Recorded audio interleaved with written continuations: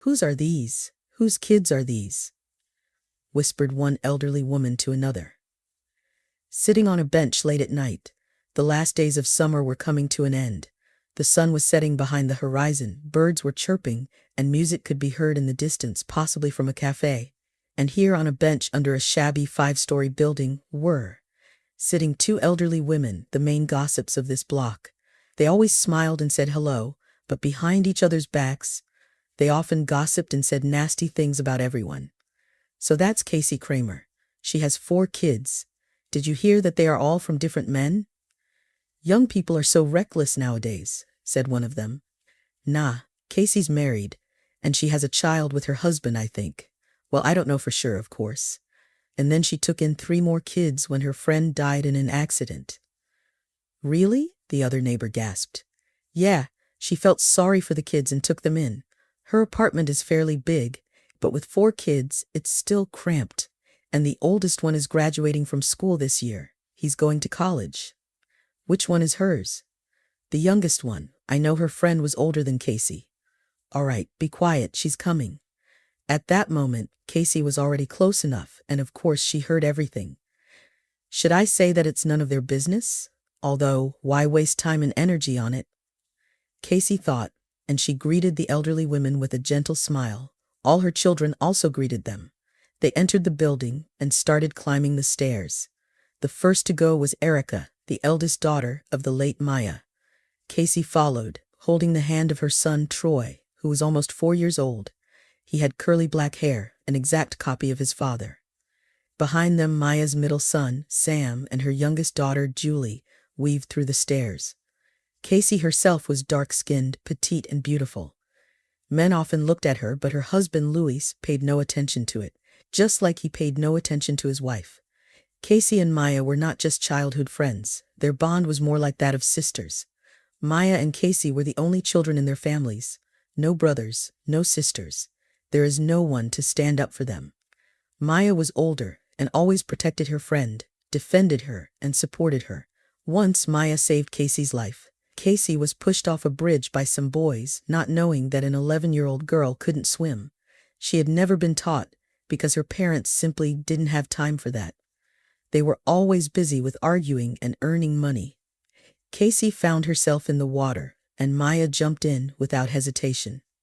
She didn't even remember that she had just been discharged from the hospital after being bitten by a dog and needing 15 stitches. Maya pulled Casey to the shore, but her wounds got infected, and she ended up in hospital with sepsis. She was barely saved. When Maya finished school, she moved to the city. From that point on, their communication became less frequent. They still called each other, of course, but now a different adult life had begun for Maya. There was a 4-year age difference between the girls. Maya got pregnant early while still in college. Casey supported her as best she could. It was a difficult period. Her boyfriend David didn't want to marry her. They constantly argued, and Maya cried a lot. But things eventually got better, and they got married. With time, Maya and David had 3 kids. The woman had gained a little weight after childbirth, but she was still a true beauty. David loved her, even though they argued over trivial things. That's just how they were. Casey was a frequent guest at their house. It was David who introduced her to his best friend, Louis. They started dating and then got married. Casey couldn't have gotten pregnant for a long time, but nevertheless, their long-awaited Troy was finally born. The day David and Maya had an accident, Casey was left to look after their children. They were on their way to choose new wallpaper for the nursery. Maya insisted on a calm beige wallpaper, while David argued for something bright, since it was a children's room. David wanted to bring the children with them, believing that seeing the bright wallpaper would make them take his side and prevent Maya from arguing. They were from that couple that was always fighting. However, whenever Maya was upset, David would lift her in his arms and spin her around, helping her forget her troubles and sorrows. This terrible morning, Maya and her children had already gotten into the car when suddenly their youngest, Julie, began to cry. "She has a sore throat. Let her stay home," Maya frowned. Sam, who adored his little sister, asked, "May I stay home too? I don't want to go and choose wallpaper. It's boring." Maya looked questioningly at her oldest daughter. Okay, Mum, I'm staying too, Erica replied. Maya smiled with gratitude, promised to return quickly, and together with her husband, drove away. At that time, their kids couldn't have imagined that it would be the last time they saw their parents. Maya and David died instantly in a car accident, just 5 minutes before reaching the store. The children were devastated with grief. When all three of them cried while looking at their parents' graves, Casey made the only decision that felt right to her. I'll take them. They won't go to an orphanage. What? Are you crazy? 3 at once? Take the oldest at least. She can help, her husband told her. Why are you so heartless? They lost their parents. Their whole world has fallen apart. They shouldn't lose each other. And by the way, David was your best friend. They had been quarreling for the whole week, and in the end, Casey started collecting documents without her husband's clear permission. The guardianship authorities met her request and placed the children under her responsibility. Louis' apartment felt spacious when there were only 3 of them, but with 6 people, everything changed. Louis often argued with his wife and couldn't contain his irritation. Why do we have to get them all? Why didn't you listen to me? Don't I have a say in this? He would say, but Casey couldn't understand how he could be so callous. This is not up for question. Maya was like a sister to me. She saved my life. If it weren't for her, I wouldn't exist anymore. All I can do now is make sure her children don't become orphans. I'll be their mother and their family. It's up to you to decide. If you don't support me in this, that's your choice, but I won't change my mind, she said, hurt that her husband didn't share her feelings. Since then, their relationship has had cracks, although it wasn't perfect before. While Maya and David always fought and then resolved their issues, Casey and Louis were more silent in their family life. Sometimes the woman felt like they were strangers who were initially close but had long cooled off towards each other. They had no interest in each other's affairs, and in fact, they each lived their own lives. Louis always said that he didn't want to work for the man. He would occasionally make deals, buying goods low and selling them high. Over time, he started renting a truck and taking on different orders. Louis even had his own office, a small room, where he disappeared for days and nights recently.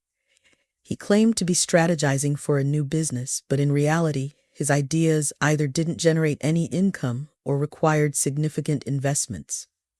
And to Casey's upset, he often took money from the family budget. Casey received a good allowance for the 3 children, and the family lived off it. Initially, Louis was against having Maya's children in the house, but only until they received their first payment. This is a gold mine, he rejoiced. Casey shook her head and said, it's money for the children. However, Louis demanded money from Casey almost every month, so a year went by. At first, Erica, the eldest of Maya's daughters, was hostile towards Casey, thinking she was trying to replace her mother. However, she eventually realized that wasn't the case and started treating Casey as a friend, sharing her problems and worries. They even went to a women's doctor together for a checkup. At the age of 16, Erica already had a boyfriend whom Casey tried to treat as Maya would do. The woman accepted him as a member of the family, joked with him, and served him tea and food. Louis started coming home less frequently, often staying late at work. Casey devoted herself entirely to the children. However, the money was not enough to provide everything she wanted for them, so she began looking for a part-time job. One day, an elderly neighbor, Mrs. Lancaster, who occasionally helped Casey with the children, suggested, "Why don't you try working as a wife for an hour?" "What do you mean?" Casey was confused. "My daughter-in-law does that. You work for a firm and follow instructions on how to behave, what you should do, and what you shouldn't do. You take orders, like cleaning someone's apartment before their parents' arrival. It's mostly ordered by wealthy young people who have a lot of money but not enough sense.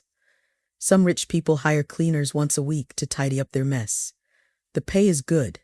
Sometimes there are other tasks, like babysitting.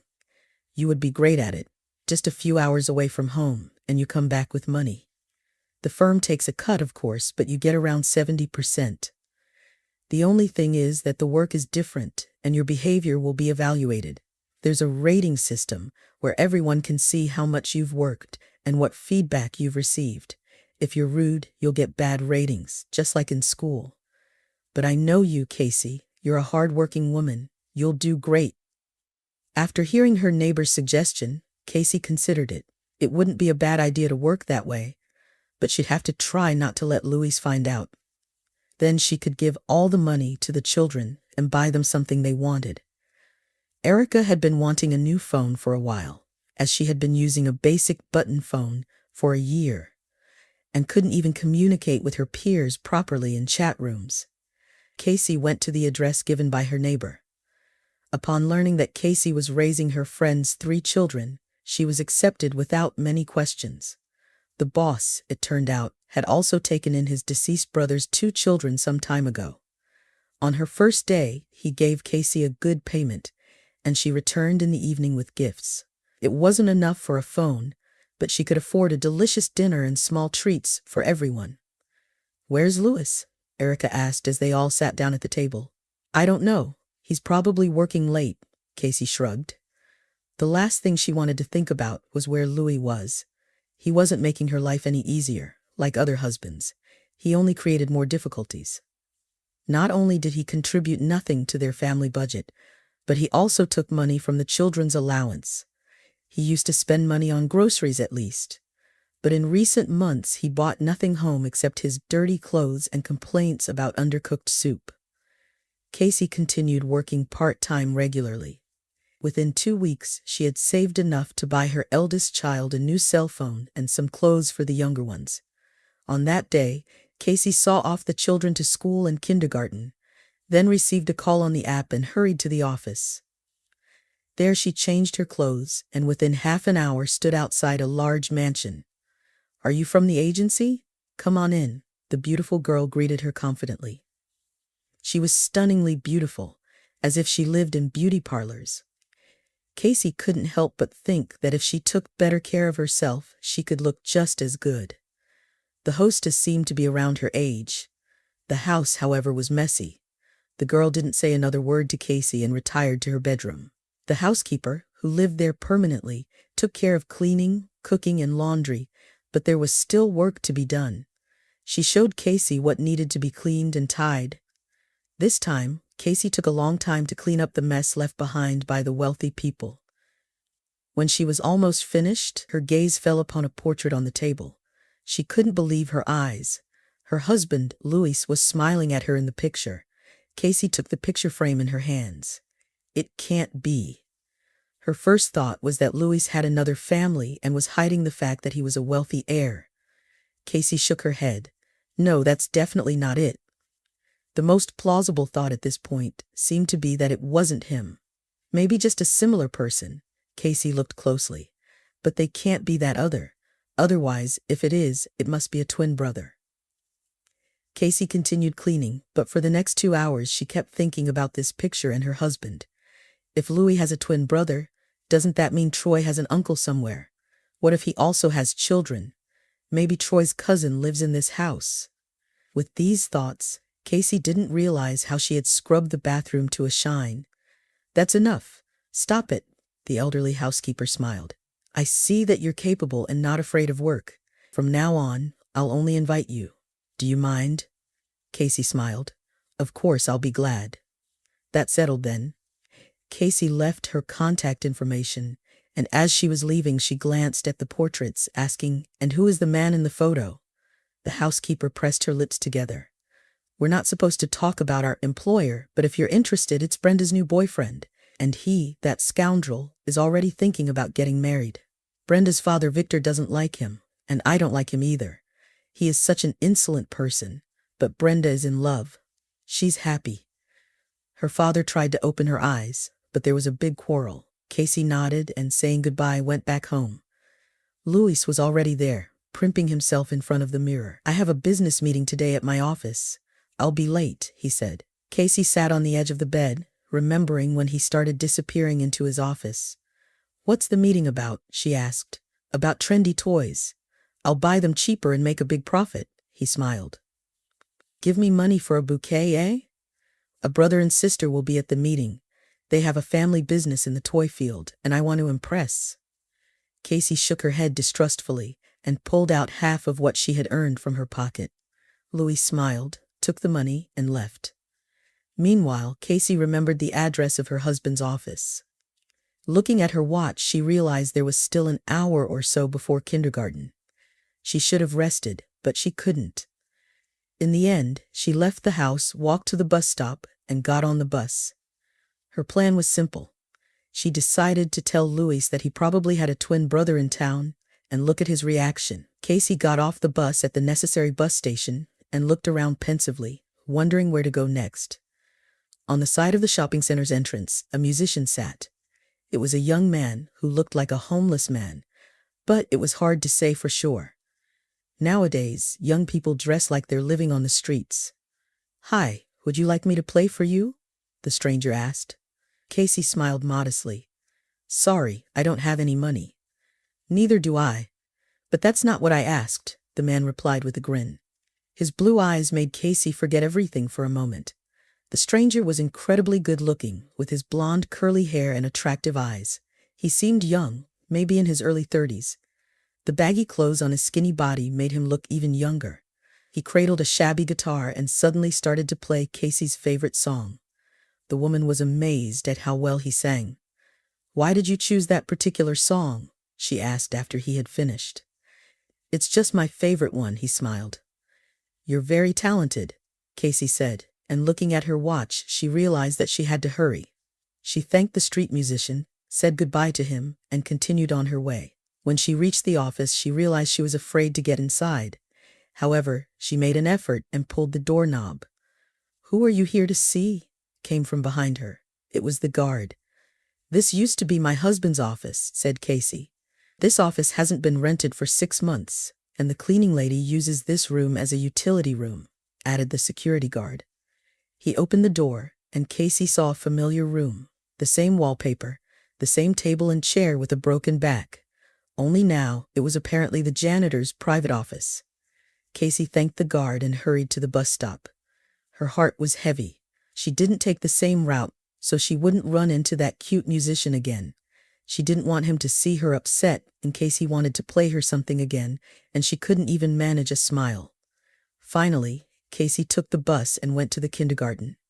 She listened to the teacher's complaints, then took the children home, fed them, met her other kids from school, helped everyone with their clothes, listened to a bunch of stuff about their classmates, teachers, and other problems, and cleaned up the table. "Let me wash the dishes, and you go and relax. I will take care of the little ones. You look upset," Erica said. Casey was pleased that the girl had noticed that something was wrong with her. Yes, Erica was like her mother, who caught the slightest changes in her mood, but stayed out of the way and helped as much as she could. That night, Louis did not come home. He wrote a message that he would be late and would not return until the day after tomorrow. He made up a story, as if his new partners offered to show him their new warehouse in a neighboring state, and he accepted. A stupid lie. With such lying skills, he was never going to be a businessman. Casey couldn't sleep that night. Louis didn't come home until the next day, and again he lied, looking at her straight in the eye. He didn't even ask how their son was doing or how she herself was doing. Louis was absorbed in his own thoughts. Now Casey could see that. This time she decided to follow him. He stayed at home for exactly an hour, ate, and went out again. Casey was so worried that she didn't take a new order, but went to catch the cheater in the act. She was disgusted by the thought that he mostly took money from her yesterday for a bouquet for his mistress, which Casey had earned by scrubbing the toilets, probably after him. When she saw Louis enter that very house, she was out of breath from shock. Brenda met him at the threshold and threw herself around his neck. "Yes, I don't greet him like that," Casey muttered under her breath and took a quick step forward. The door was unlocked. Casey entered the house and saw Louis and Brenda on a sofa in the luxurious living room. This very couch was the one she cleaned of dirt yesterday. "How could you?" she blurted out. Louis, seeing her, was taken aback. "What do you allow yourself? You're our new cleaning lady, aren't you?" Brenda asked firmly, not realizing what was going on. "Yes, I am your cleaning lady, and next to you is the cleaning lady's husband. My husband, legitimate." Brenda, darling, I'm sorry, I'll explain everything to you. Louis tried to justify himself. We have a child together. What kind of person are you, that you're meddling in someone else's family? Said Casey to Brenda with indignation. Sort it out yourselves, said Brenda, leaving the room. Casey did not hold back, grabbed a vase from the table and threw it at Louis. He had to dodge sharply, and the vase shattered on the tiles. Casey felt like a clown in the circus. Suddenly all her anger left her, leaving her with only bitter regret. She approached her husband, looked for a moment into his eyes, and then slapped him so hard that he even shrieked. Then she silently turned around and walked away. I'm going to divorce you. You're crazy. You can't control yourself, he said into her back. Casey cried and couldn't stop all the way. At the entrance, she was met by the same neighbor who had helped her with the kids. What's wrong? Come on, I'll give you some chamomile tea. It's soothing. Chamomile relieves inflammation. Valerian can calm down, said Casey, sobbing. Yes, dear, you know everything. Let's go. 10 minutes later, Casey held the tea with chamomile and valerian in her hands, but couldn't calm down as she recounted what had happened. What are you going to do? Asked Mrs. Lancaster after hearing the whole problem. I'm going to pack my things. I don't want to stay under the same roof with this. The tenants just moved out of Maya's apartment. I was planning to find new ones. We were going to rent it out until the kids grew up, but now I'll just move in with them. Won't it be hard on the kids? They used to live there with their parents, asked the neighbor. Casey thought for a while. You're right, but I'll redo everything there. I'll buy new wallpaper as Maya wanted, and then we'll move. Casey took on this plan. She rearranged the furniture, removed the old carpets, and changed the wallpaper in one of the rooms. It took her 2 days. She didn't stay at home during that time, and the children were at Mrs. Lancaster's. Everything is ready. The things are packed. We can move, Casey said when she had finished her little repairs. To tell the truth, she was literally exhausted, with no money left. Cleaning had always calmed her down, but the work she had done in the last few days had taken a toll on her body. The next morning, they all moved to the new apartment. But that same evening, Erica called. An ambulance for her. Casey felt sick and fainted. At the hospital, she regained consciousness, but the doctors insisted on an additional checkup, and the ultrasound showed something completely unexpected.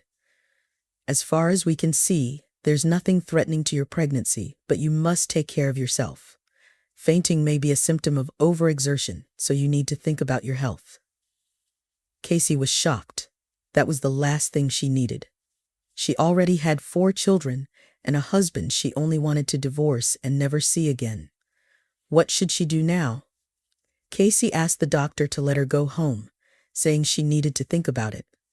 On the one hand, she wouldn't be able to handle a 5th child mentally, physically, or financially. On the other hand, she would never get rid of the baby. Even if she lived on the streets, she wouldn't hurt the unborn miracle that was part of herself. No matter what Louis did, the children were not to blame. Troy was Casey's happiness. Maya's children had become her own. Casey told Mrs. Lancaster everything over the telephone. Oh, when I was young, I committed such a sin. It was difficult to do it then. After that, I was treated for a long time. And today, doctors do everything well, so there will be no health problems later. Are you sure you don't want to do it? Honey, think twice. Casey shook her head, her thin fingers holding her smartphone with a cracked screen near her ear. No, I've decided I'm going to have the baby. That same day, Casey informed the children that they would soon have a baby brother or sister. But you're not our mum, frowned little Julie. Casey smiled. Of course I'm not your native mum, but I love you like family, and you are all equal to me. You are all my children. Then I want a little sister. We'll be playing with dolls together, Julie squealed with joy. No, let it be a boy. I already have enough sisters, Sam replied. Since that conversation, Erica hasn't allowed Casey to carry anything heavier than a glass of tea. She took care of her, as perhaps no one had ever taken care of her before. Casey even wept with emotion, although the hormones were probably to blame. Casey began to work harder. She wanted so much to buy everything for the new baby. A good crib, some toys. Louis refused to help his son Troy and Maya's children, even though he was their official guardian. If it weren't for him, Casey wouldn't have been given 3 children. I understand that your paternity over Maya's kid is just a formality. I promised you that I wouldn't hold you responsible for them, but you're Troy's father, and I'm pregnant with your child. We need money to pay for daycare and utilities. Pregnant? With my child? That's nonsense. And don't you dare call her again, you extortionist. The child is not mine, do you understand? In fact, Louis was afraid that Casey would ruin his relationship with the wealthy woman, as he had a serious crush on her father's fat wallet. Casey deeply regretted that she had told him about her pregnancy. But she had no other option. She needed money. So she started taking on 3 or 4 orders a day, working tirelessly. After a week of this grueling schedule, the bleeding started. It happened in the afternoon when the children were not at home. She lost consciousness on the way to the hospital. When she awakened, the doctors told her the sad truth. Your life is no longer in danger, but you will stay with us for a while. You will still have the ability to have children in the future, but this time I'm very sorry. These last words pierced Casey's heart like a sharp knife. I lost a child, she exclaimed in horror. Yes, you had a miscarriage due to overexertion. You had internal bleeding, but you were brought to the hospital just in time, the doctor explained. Casey stared at the wall, lost in her thoughts. It was nighttime, and she had been crying all day and night. Erica visited her every day, until the doctor said she could go home. Don't worry, I've already told everyone that there won't be a baby yet. You don't have to say anything to anyone. Erica expressed her anger. And when Casey confided in her about Louis cheating, his refusal to help, and his words about the baby, she added, "It's all Louis' fault. He is such a jerk." Thank you, Erica. I would have cried if I had to tell them myself. They wanted the little brother or sister so badly. It's for the best, Casey. You will have children, but with a normal man, not that traitor. Casey returned home, and the children gathered around her, eager to share their news. Troy climbed into his mother's arms and asked, "So the stalk with the baby is delayed?" Casey sadly nodded. "Yes, it turns out that he wanted to bring the baby to someone else instead of us. They don't have any children, and he said they needed the baby first. They would be happy, and then he would bring him to us. Is that okay? Are you upset? There are so many of us, and some don't have any children at all." Casey improvised her response. "No, Mum, I'm not upset. Can you please buy me Lego?" Casey sighed. "Of course I will." The woman had to start over again. She regained her composure and went back to work. She was hired by other wealthy families and visited them almost every day, doing various tasks. The pay was decent, and there were allowances for the children. Casey managed, and life went on as usual. One day, Casey encountered the street musician again, the one who played the guitar. He was playing a tune, and people were tossing money into his hat. Casey intended to walk past him when he abruptly changed his repertoire and played a familiar melody. Casey stopped, realizing that he was playing it for her. "Well, hello," he greeted her when she turned around. "Hi, I didn't want to bother you," Casey replied. "And I've been waiting for you to pass by again. Could I buy you a coffee?" the guy suggested.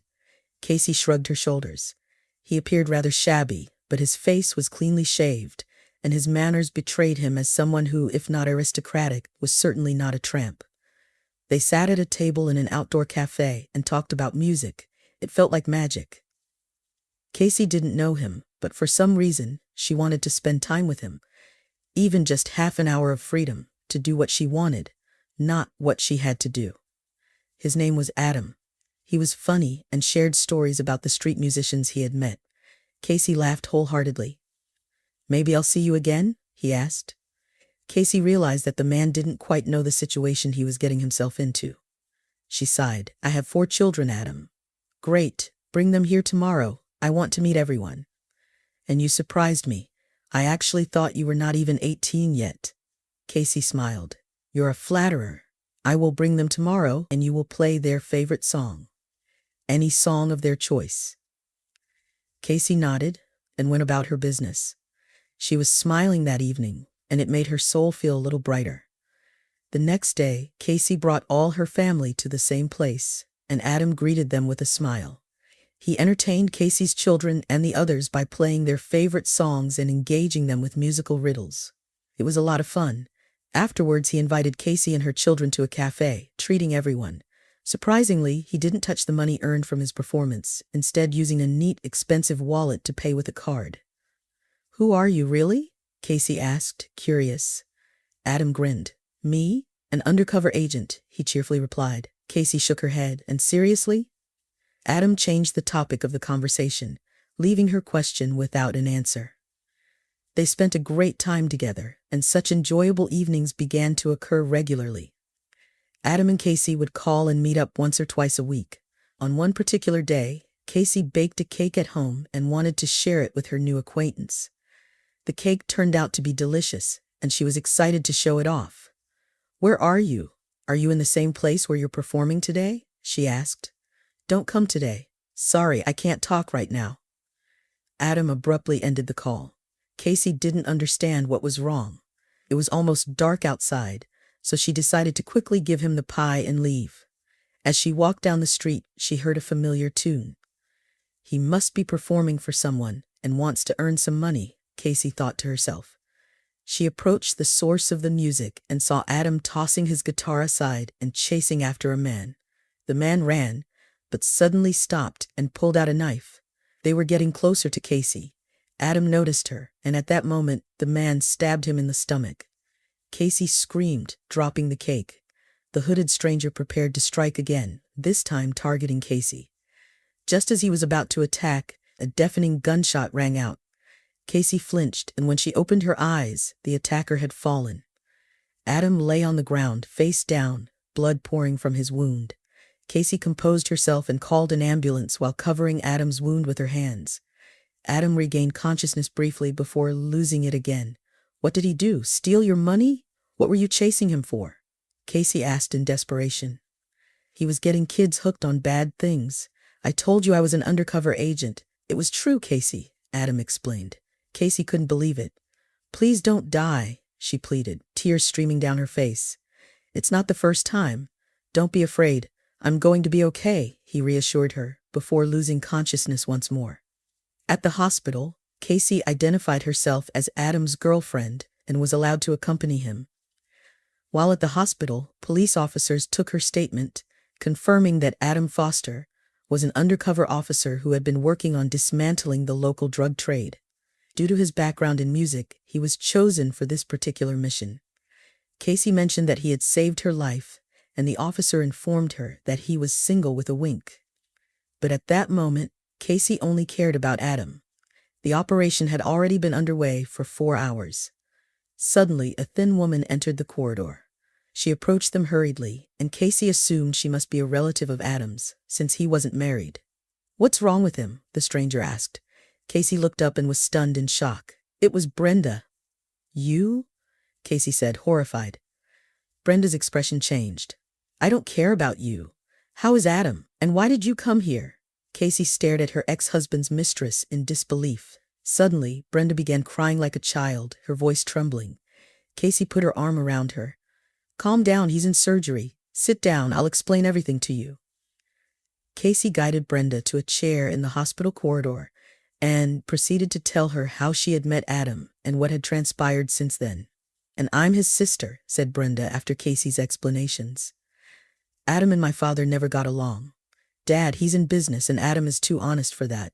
He likes order and justice. So he joined the police, left home and never took a penny more from our father. But he opened an account, which gave him access to it anyway. I don't know if Adam uses it, and I'm like between two fires. My mom died a year ago. Cancer. Dad was inconsolable. He asked Adam to take over his business, but he wouldn't do it. But in fact, he just wanted his son to come home. Our dad feels lonely. He doesn't know about Adam's injury yet. I haven't told him. If anything happens, I just won't get over it. And neither will Daddy." Casey tried to calm Brenda, and all the anger at her went away. It was the 5th hour of the operation. "You forgive me," she said. "Louis said that his wife was cheating on him, that she made him to adopt other people's children. He said so many bad things about you. That's why I acted the way I did. Louis loves money, Brenda. I'm sorry, but you won't like what I'm going to say right now." Casey told her how Louis did not like to work, how he didn't want to accept his best friend's children, but he lived on their allowance, and how he asked her for money, for flowers for Brenda. The young woman listened in silence. I had a failed romance before Louis, and then I just lost my head. He surrounded me with care. No, I'm not stupid. And I noticed that he cared about my position. But I was really desperate at that time. The fact that he was married didn't bother me. I mean, he said that you weren't living as husband and wife anymore. Casey shook her head.